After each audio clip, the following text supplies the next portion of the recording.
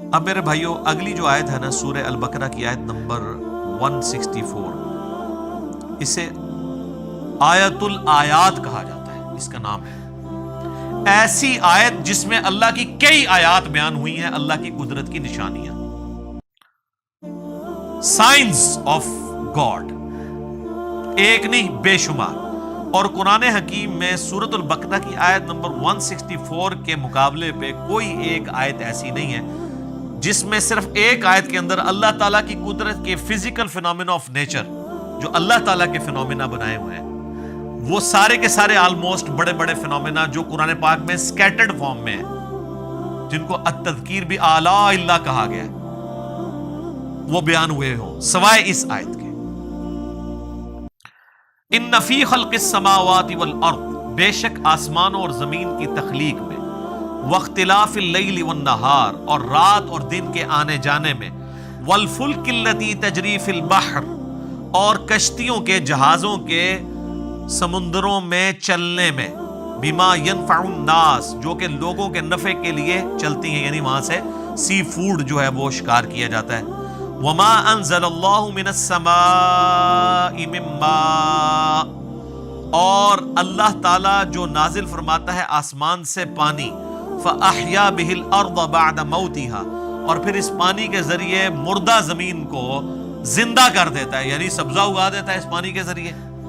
وبث فیها من کل دابہ، اور اللہ تعالیٰ نے جو زمین میں ہر طرح کے جانور پھیلا دیے ہیں۔ وتصریف الریاح، اور ہواؤں کے بدلتے رہنے میں، والسحاب المسخر بین السماء والارض، اور بادلوں میں جو کہ اللہ تعالیٰ کے حکم کے پابند ہیں، آسمان اور زمین کے اندر جو سسپینڈڈ ہیں بادل، لآیات لقوم یعقلون، اس کے اندر اللہ تعالیٰ نے آیات رکھی ہیں ان لوگوں کے لیے جو اپنی عقل استعمال کرتے ہیں۔ دیکھ لیں کتنی نشانی اللہ تعالیٰ کی قدرت کی اس میں گنوائی گئی ہے۔ نمبر 1 آسمان اور زمین کی تخلیق، نمبر 2 رات اور دن کا آنا جانا، نمبر 3 جہازوں کا سمندروں میں چلنا اور اس کے ذریعے سی فوڈ کا حاصل کرنا، نمبر 4 آسمان سے پانی کا برسنا، نمبر 5 اس پانی کے برسنے سے زمین کو اللہ نے مردہ ہونے کے بعد دوبارہ سے زندہ کر لیا، نمبر 6 زمین میں ہر طرح کے جاندار پھیلا دیے، لو جی سب کچھ کور ہو گیا، نمبر 7 ہواؤں کے چلنے میں جو کہ بادلوں کو لے کے آتی ہیں، اور نمبر 8 بادلوں کا آسمان اور زمین کے درمیان جو ہے وہ سسپینڈڈ ہونا، جس کے ذریعے اللہ تعالیٰ بارش برساتا ہے۔ یہ سب کی سب اللہ تعالیٰ کی قدرت کی نشانی ہے، یعنی جس میں ذرا سی بھی عقل ہے اللہ تعالیٰ ہمارا ہے، وہ ان چیزوں کو دیکھ کے رزلٹ پہ پہنچ جائے گا کہ یہ کسی کے کرنے سے ہو رہا ہے۔ God is the only explanation of all the physical phenomena in this universe۔ اللہ ہی واحد وضاحت ہے اس کائنات میں ہونے والے ہر فزیکل فینومینا کی۔ تو اب جس اللہ کی یہ کوالٹیز ہیں اس کے مقابلے پہ اگر کسی اور کے ساتھ وہ چیزیں وابستہ کر دی جائیں تو اس سے بڑا کوئی جرم نہیں ہو سکتا، اور یہی اللہ اس چیز کا حقدار ہے کہ اس کے ساتھ شدید محبت کی جائے، دلی محبت آخری درجے کی، جو کسی اور مخلوق کے ساتھ نہیں ہو سکتی۔ تو اللہ تعالیٰ ایک کرائٹیریا پھر اس حوالے سے ڈسکس کر رہا ہے، وَمِنَ النَّاسِ مَن يَتَّخِذُ مِن دُونِ اللَّهِ، اور لوگوں میں ایسے لوگ بھی ہیں، ایسے بدبخت لوگ ہیں جنہوں نے اللہ کے سوا اور ہستیوں کو پکڑ لیا ہے، اندادً يُحِبُّونَهُمْ كَحُبِّ اللَّهِ، اللہ کے مقابلے پہ انہیں اپنا ند مان لیا ہے، مد مقابل، اور ان سے ویسی محبت کرتے ہیں جیسی اللہ سے کرنی چاہیے تھی۔ اللہ اکبر، یہ آیات پڑھی جاتی ہے نا تو لوگ سمجھتے ہیں شاید یہ مشرکین عرب کے بارے میں نازل ہوئی تھی۔ تو مشرکین عرب اگر اس جرم کے اوپر مجرم ہے اللہ کے حضور، تو آج بھی جو لوگ یہ کر رہے ہیں وہ بھی اسی طریقے سے مجرم ہے۔ اور آپ کو آج مسلمانوں میں اکثریت ایسے لوگوں کی نظر آئے گی جو اگر آپ ان سے حلفیہ بیان لیں تو وہ کبھی یہ نہیں کہیں گے کہ ہم اللہ سے بڑھ کے کسی سے محبت کرتے ہیں، لیکن ان کا ایٹیٹیوڈ یہی ہے۔ وہ آپ کو کبھی شعر سنائیں گے، اللہ اللہ کیے جانے سے اللہ نہ ملے گا، اللہ والے ہیں جو اللہ سے ملا دیتے ہیں، اور اللہ والے ان کو کہہ رہے ہوتے ہیں جو اپنی عبادت کروا رہے ہوتے ہیں۔ اگر اللہ والے سے مراد یہ رسول اللہ کو، صحابہ اور اہل بیت کو لے تو ہم ان کے ساتھ ہیں، لیکن آپ کو پتہ ان کو نہیں لیتے کیونکہ وہ تو ولی نہیں تھے نا، ولی تو بعد میں ہوتے ہیں، وہ اللہ والے ان کو کہہ رہے ہوتے ہیں جن سے تجوید سے اگر آپ نماز سنیں تو نہیں سنا سکتے، اور ترجمہ تو بھول ہی جائیں کہ وہ سنا سکتے ہیں۔ ہاں وہ یہ کر سکتے ہیں کہ سجے پاسے اسلام پھیرے تھے سارے حافظ ہو گئے، کھبے پاسے پھیرے تھے سارے ناظرہ ہو گئے، وہ کہتے ہیں نا جی پیچھے نیت کی۔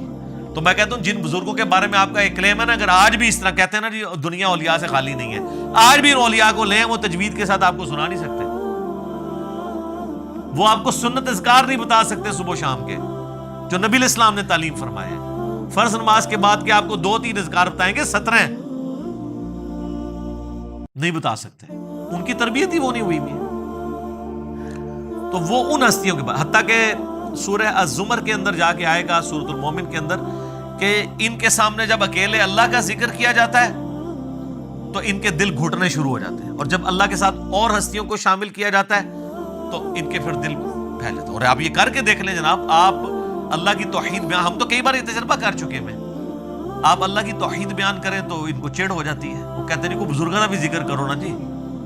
بلکہ ہمارے ایک سیالکوٹ میں بڑے قریبی بھائی، تو وہ ایک بریلویوں کی مسجد میں امام تھے، تو جب اللہ تعالیٰ نے ہمیں قرآن کی توحید کی طرف راغب کیا تو دعوت کی برکت سے انہوں نے بھی حق قبول کیا، تو ظاہر ہے وہ اناؤنسمنٹ تو نہیں کر سکتے تھے، تو انہوں نے بہرحال توحید کے اوپر درس شروع کیا قرآن کے اندر، جو قرآن کی آیات ہیں اعلیٰ حضرت کا ترجمہ رکھ کے، اب تو کسی کو تکلیف نہیں ہونی چاہیے۔ تو 2-4 دن تو توحید برداشت کی انہوں نے، اور پھر بابے جو ہے مسجد کے اکٹھے ہو گئے، انہوں نے کہ ایک جناب اللہ نہیں دھوندے رہتے ہو ہر ٹائم، وہ بزرگوں کا بھی ذکر کریا کرو۔ یہ دیکھیں پنجابی کا محاورہ نے یوز کیا، ہر ٹائم اللہ نہیں دھوندے رہتے ہو، استغفر اللہ۔ تو ان کو اتنی چڑ ہوتی ہے، اور یہ حقیقت ہے کہ ان کی محبت ان ہستیوں کے ساتھ زیادہ ہے، اور اسی لیے آپ بزرگوں کے بارے میں کوئی بات کریں تو یہ سیکھ پا ہو جاتے ہیں۔ اللہ کے بارے میں کہتے ہیں جی اللہ کو تو پہلے ہی اتنے لوگ گالیاں نکال رہے ہیں، ایک اور نے نکال دی تو کیا ہو گیا؟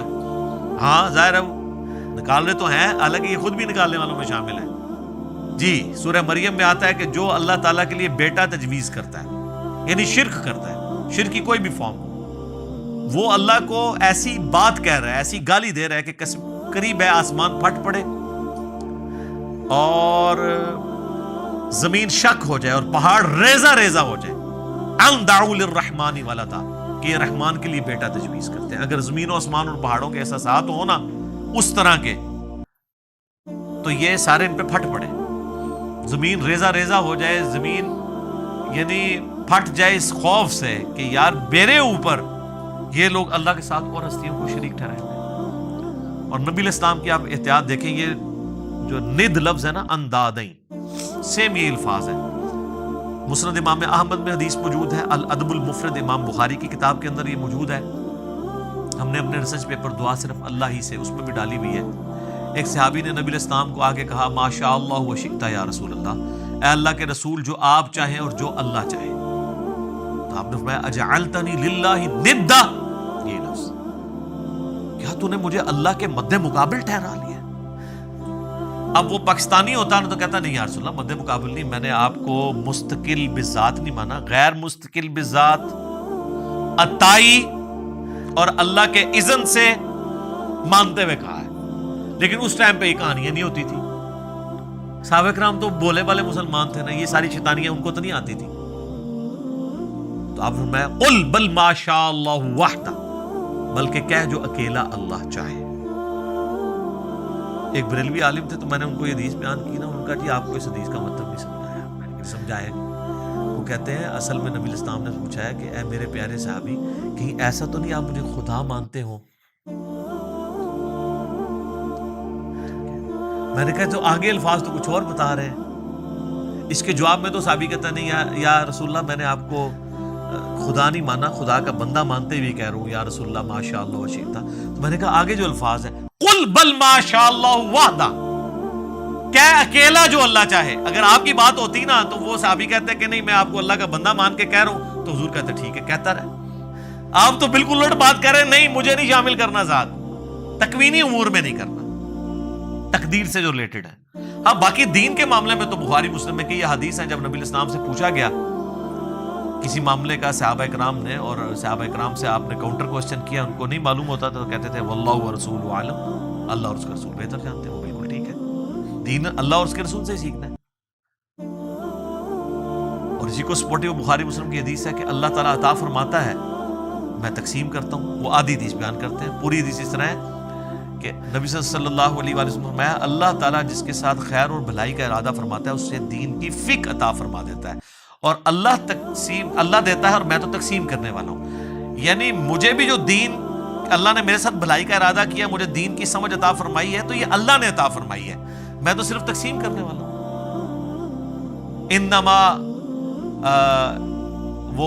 اس میں یعنی الفاظ جو ہے نا بخاری مسلم کی حدیث کے کہ واللہ یعطی وانما انا قاسم، اللہ دیتا ہے اور میں تو صرف تقسیم کرتا ہوں. تو وہ انہوں نے جناب اس دو لفظ پکڑ لیے تو اعلیٰ حضرت نے شعر لکھ دیا، رب ہے معطی، یہ ہے قاسم، رزق اس کا ہے کھلاتے یہ ہے. وہ رزق کے اوپر لے گئے اور تکوینی امور کے اوپر، حالانکہ یہاں پہ دین کا معاملہ تھا. اس میں میرا یوٹیوب پہ ایک کلپ بھی ہے اللہ نبی وارث، اس میں میں نے کئی ایک احادیث بیان کی ہیں اس حوالے سے. یہ تو یعنی نہ ختم ہونے والی چیزیں ہیں. نبی علیہ السلام نے جتنی اس حوالے سے سختی فرمائی ہوئی ہے، وہ مسلم شریف کی جو حدیث بڑی مشہور ہے کتاب الجمعہ چیپٹر میں، ایک صحابی نے نبی علیہ السلام کے سامنے تقریر کرتے ہوئے کہہ دیا من یطع اللہ ورسولہ فقد رشد، جو کوئی اللہ اور اس کے رسول کی اطاعت کرے وہ کامیاب ہو گیا. ومن یعصہما، اور جو ان دونوں کی نافرمانی کرے فقد غوا، تو وہ بہک گیا، بے شک وہ بہک گیا. نبی علیہ السلام کو بڑا غصہ آیا، فرمایا بئس الخطیب انت، کتنا برا خطیب ہے تو نے یہ کیوں کہا جو ان دونوں کی نافرمانی کرے؟ تجھے کہنا چاہیے تھا وَمَن يَعْصِ اللَّهَ وَرَسُولَهُ فَقَدْ غَوَىٰ، جو اللہ اور اس کے رسول کی نافرمانی کرے وہ گمراہ، وہ بہک گیا. اب اس سے ابھی آگے یہ کہہ سکتے تھے کہ یا رسول اللہ میں نے یہ بات تو پہلے کر دی ہے، میری بات آؤٹ آف کانٹیکسٹ نہیں ہے، میں کانٹیکسٹ کے ساتھ بات کر رہا ہوں. جب میں نے یہ کہہ دیا کہ جو اللہ اور اس کے رسول کی اطاعت کرے وہ کامیاب ہوا اور جو ان دونوں کی نافرمانی کرے وہ ناکام ہوا، تو اس میں تو لٹریچر میں تو کوئی خرابی نہیں ہے، آؤٹ آف کانٹیکسٹ بھی نہیں ہے، اس میں کیا مسئلہ ہے؟ اور حقیقتاً یہ وہ اپنا مقدمہ لڑ سکتے تھے، لیکن ان کو پتا تھا سامنے امام الموحدین ہے صلی اللہ علیہ وآلہ وسلم. یہ وہ ہیں جو کتابوں کے خدا کے ریپریزنٹیٹو ہیں، بابوں کے خدا کے ریپریزنٹیٹو نہیں ہیں. اور ابو داؤد میں آگے الفاظ ہیں، آپ فرمایا قم اذهب، اٹھو ادھر سے نکل جا. اتنا آپ علیہ السلام کو جلال آیا اس حوالے سے. لیکن آپ کے وہ صوفیاء کہتے ہیں ہک ہے ہک ہے ہک ہے، جڑا ہک کی ڈوں آنکھے وہ کافر اور مشرک ہے، جو ایک کو دو کہہ دے وہ کافر اور مشرک ہے. حالانکہ ایک نو ڈو کہنے والا ہی موحد ہے. حادث کو قدیم سے الگ کرنے کا نام ہی توحید ہے، خالق کو مخلوق سے الگ کرنے کا نام ہی توحید ہے. تو اللہ تعالیٰ فرماتا ہے کہ یہ ان لوگوں کی حالت ہے کہ یہ اللہ کے مقابلے پہ اور ہستیوں سے ایسی محبت کرتے ہیں جو اللہ سے کرنی چاہیے. والذین آمنوا، اور جو لوگ ایمان والے ہیں، اشد حبا للہ، ان کی تو شدید ترین محبت اللہ کے ساتھ ہوتی ہے. اور اس لیول کی محبت ہوتی ہے کہ جامعہ ترمذی میں حدیث ہے، نبی علیہ السلام نے فرمایا کہ اللہ تعالیٰ سے محبت کرو کہ اس نے تمہیں نعمتوں سے نوازا ہے، اور مجھ سے اس لیے محبت کرو کہ میں اللہ کا رسول ہوں، اللہ کی نسبت کی وجہ سے. اور میرے اہل بیت سے محبت کرو کیونکہ ان کی نسبت میرے ساتھ ہے. یہ ہمیں چین بتائی گئی ہے. یہ کہتے ہیں جی وہ شیخ احمد سرندی جن کو مجدد الافسانی کہتے ہیں، وہ کہا کرتے تھے میں تو اللہ کو مانتا ہی اس لیے ہوں کہ وہ نبی کا رب ہے. حالانکہ قرآن میں بالکل اور بات ہے، یہ الٹ بات کی ہے. قرآن تو کہتا ہے لقد من اللہ علی المؤمنین اذ بعث فیہم رسولا، یہ اللہ کا احسان ہے کہ اس نے مومنین میں رسول کو بھیجا اپنی شناخت کے لیے. یہ الٹی گنگا لے کے چلتے ہیں. اور پھر ظاہر ہے یہ باتیں تو بکتی ہیں. پھر انبیاء کی شان میں غلو کرنا تو بکتا ہے نا جی، عیسائیت میں بکا ہوا ہے نا، آپ دیکھ لینا. تو اللہ تعالیٰ نے ایک مخلوق کا معاملہ ہی ایسا رکھا ہے کہ یہ اگر امتحان نہ ہو مخلوق کی کوالٹیز کا تو اللہ کے ساتھ کوئی اور شریک ہی نہ ٹھہرایا جائے کسی کو. تو اسی لیے یہ لوگ پھر شریک ٹھہراتے ہیں نا. اور نبی علیہ السلام کی پھر حدیث صحیح بخاری میں دیکھنا، میری شان کو اس طرح بلند نہ کرنا جس طرح نصارہ نے اپنے پیغمبر کو اتنا بلند کیا کہ ڈیوینٹی میں کلیم کر دیا. میں اللہ کا بندہ اور اس کا رسول ہوں، مجھے اللہ کا بندہ اور اس کا رسول ہی کہنا. یہ نبی علیہ السلام کس کو سنا رہے تھے؟ انہی کو سنا رہے تھے جنہوں نے کام ڈالنا تھا. جو آج تک ماننے کے لیے تیار نہیں ہے. تو اللہ بتا شدید ترین محبت اہل ایمان کی اللہ کے ساتھ ہوتی ہے. بخاری مسلم میں حدیث ہے اس نے ایمان کی علاوت چکھ لی جس کے لیے اللہ اور اس کا رسول ساری دنیا سے بڑھ کر محبوب ہو جائے. نمبر 1 یہ. نمبر 2 دوستی اور دشمنی کا معیار اللہ کی ذات. اور نمبر 3 کفر کی طرف لوٹایا جانا اس کے لیے اتنا ہی مشکل ہو جائے جتنا زندہ آگ میں جلنا. وہ جلنے کے لیے تیار ہو جائے لیکن کفر نہ اختیار کرے تو اسے ایمان کی مٹھاس مل جائے گی. اب اللہ تعالیٰ غصہ فرما رہے ہیں ان کے اوپر کہ جو لوگ اس طرح کی محبت رکھتے ہیں نا اللہ کے مقابل اور ہستیوں کے ساتھ. تو اللہ بتا وَلَوْ يَرَ الَّذِينَ ظَلَمُوا إِذْ يَرَوْنَ الْعَذَابَ, کاش یہ ظالم لوگ وہ وقت دیکھ لیں جب یہ اپنی آنکھوں سے عذاب کو دیکھیں گے ان القوۃ للہ جمیعا, تو قیامت کے دن ان کو یہ پتہ چل جائے گا کہ ساری قوتوں کا مالک تو اللہ ہے. آپ بے شک کہتے رہے میں اس ٹائم تک جنت ہی نہیں ورنہ جو تک سارے نہ لے جا. ہاں دوزخ میں کے لیے یہ شرط ہو سکتی ہے کہ جن جن کو میں نے گمراہ کیا جب تک میں دوزخ میں ان کو نہیں لے جاتا تو میں نے دوزخ میں جانا, یہ تو بات بالکل ٹھیک ہوگی. جنت اللہ کوئی نہیں پائی جی. بخاری مسلم میں حدیث ہے میری بیٹی فاطمہ اس بات پہ نہ اکڑنا کہ اللہ کے نبی کی بیٹی ہو, اگر اللہ نے پکڑ لیا تو میں اللہ کے حضور تیرے کچھ کام نہ ہوں گا. حضور نے اپنے چچا کو بھی کہا کہ عباس میرے چچا میرے مال سے جو لینا ہے لے لے, اے میری پھوپھی صفیہ میرے مال سے جو کچھ لینا ہے لے لے, اگر اللہ نے پکڑ لیا میں تیرے کچھ کام نہیں آؤں گا. وَأَنَّ اللَّهَ شَدِيدُ الْعَذَابِ, اور بے شک اللہ تعالی عذاب دینے میں بہت سخت ہے. تو یہ قیامت والے دن ہی پتہ چلے گا کہ اللہ تبارک و تعالیٰ اپنے معاملات میں کتنا سخت ہے. جب یہ عذاب دیکھیں گے تو ان کو خود پتہ چل جائے گا, اور اس وقت ان کی حال کیا ہوگی. ابھی تو یہ بابوں کے نعرے مار رہے ہیں نا, ادھر انہوں نے کہنا یا اللہ بابا نو پہلے جڑا نا چونک دوزخ. وہ کیسے اذ تبرأ الذین اتبعوا من الذین اتبعوا, جب بیزار ہو جائیں گے وہ لوگ جن کی تابعداری کی گئی ان سے جو تابعداری کرتے رہے. ظاہر ہے وہ بیچارے کیا کریں گے, ادھر تو دنیا میں لیڈر بنے ہوئے تھے, کہتے تھے ساڑھے مرید ہو جاؤ تو جنت میں لے جائیں گے. تو اللہ تمہارا یہ سارے جو بزرگ بابے ہیں نا وہ اپنے مریدوں کہیں گے بھائی اپنا اپنا پرچی نبھاؤ, سانو تو اپنی فکر پہ ہی ہے آج. جب وہ عذاب دیکھیں گے وَتَقَطَّعَتْ بِهِمُ الْأَسْبَابُ, ان کے سارے تعلقات آپس میں ٹوٹ جائیں گے, پیری مریدی ختم, بیعت ٹوٹ جائے گی, تجدید بیعت بھی نہیں ہو سکتی. وَقَالَ الَّذِينَ اتَّبَعُوا, تو پھر جب وہ یہ مرید یہ دیکھیں گے نا جو اتباع کرنے والے تھے وہ کہیں گے لَوْ أَنَّ لَنَا كَرَّةً, کاش ہم دنیا میں ایک دفعہ دوبارہ چلے جانا, پھر تو ہم پوچھ لیں گے تسی تاڑے نعرے مار مار کے تو چندے دے دے کے. فَنَتَبَرَّأَ مِنْهُمْ كَمَا تَبَرَّؤُوا مِنَّا, تو ہم بھی تم سے بیزاری دنیا میں ظاہر کریں گے جس طرح آج تم ہم سے بیزار ہو رہے ہو نا. اگر دنیا میں دوبارہ جانا نصیب ہو جائے نا تو ہم اب دنیا میں گئے نا تو ہم انجینئر صاحب کی ویڈیوز ہی دیکھا کریں گے. ظاہر ہے یہ نعرہ کون لگا رہا ہے کہ نہ میں وابی نہ میں بابی, میں ہوں مسلم علمی کتابی. بابوں سے لانے برات کون کروا رہا ہے؟ جو نبی علیہ السلام کی مبارک دعوت کو لے کے چل رہا ہے. اور آپ سے ریکویسٹ کرتا ہے کہ مرنے سے پہلے اے مسلمان کر لے اس پہ غور, کتابوں کا خدا اور ہے, بابوں کا خدا اور. اچھا وہ یہ کہیں گے یار یہ تو کافروں کے بارے میں آیات ہے. ان سے صرف ایک معصومانہ سوال کریں کہ یہ بتائیے, ہم لوگوں سے یہ کرتے تھے کہ یہ بتائیں کہ یہ جو آیات ہے اس میں غلام احمد قادیانی فال کرے گا کہ نہیں, کہ جو قادیانی ہے وہ قیامت والے دن جب غلام احمد قادیانی کہے گا آج تو میں خود عذاب میں جا رہا ہوں, میں تمہارا کیا کروں, تو قادیانی یہ کہیں گے کہ کاش ہم دنیا میں چلے جائیں تو ہم بھی تجھ سے لانے نہ. کہتے ہیں بالکل کریں گے. تو ہم کہتے ہیں غلام احمد قادیانی تو قرآن کے نزول کے 1300 سال بعد آیا ہے, تو اس میں تو نہیں ذکر, یہ تو مشرکین عرب کے بارے میں آیات ہے.